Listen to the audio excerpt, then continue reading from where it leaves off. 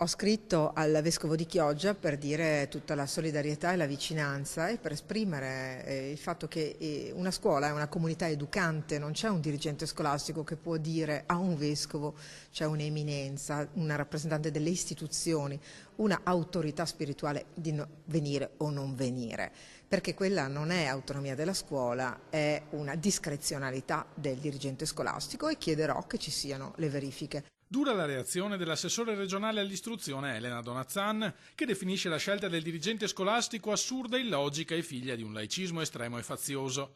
Ma da Chioggia è lo stesso vescovo a chiederle di non proseguire coi provvedimenti nei confronti della scuola e del preside Fabio Cusin.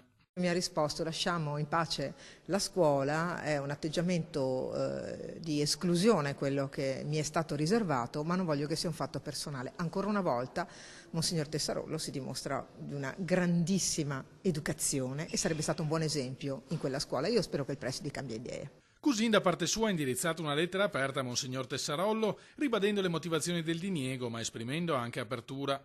Se volesse partecipare a un dialogo interreligioso o a un dibattito sulla fede, propone, sarei lietissimo di averla tra noi. Il preside non risparmia critiche ai politici che a suo dire usano la religione come strumento di aspra polemica, più come una clava, scrive, che come un delicato sentimento dell'animo.